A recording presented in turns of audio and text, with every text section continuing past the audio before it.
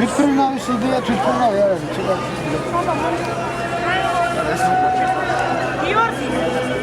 იდეა თვითონ პირველად გავფრინდი 92 წელს.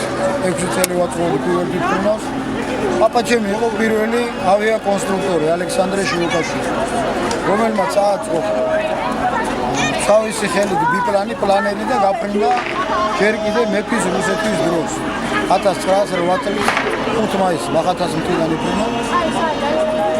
ამის შემდეგ რა ვიცი, ეთქობა მე შილუკაშვილი ვარ და ალბათ ვარში გენში მაფრენა. მინდა მიყვარს ფრენა და დავფრინავ. დავფრინავდი მოტოდელტა პლანეტზე, გავაკეთე საკუთარი ვერ ხო პლანი ზემოთ განლაგების თვითმფრინავი.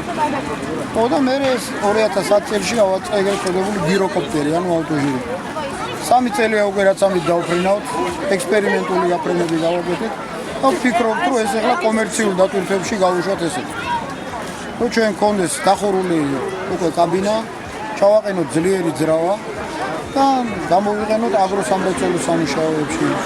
გამოვიყენოთ შამქიმიკატების დასაყრელად, ტურისტული გასეირნებებისთვის, სამადგილიანი შეიძლება შექმნებისთვის, კომერციული გაფრენებისთვის, რა ვიცი, ბიზნესმენებისთვის, პატრულირებისთვის. დღეს რა მიზნით გაქვთ წარმოდგენილი? ბატონო, დღეს რა მიზნით გაქვთ წარმოდგენილი? უბრალოდ თელავში დღეს თელავ ქალაქობაა და მთხოვეს რომ ერიდან რაკი აკავრები ვართ, რომ თელავში კეთდება ესეთი რამე.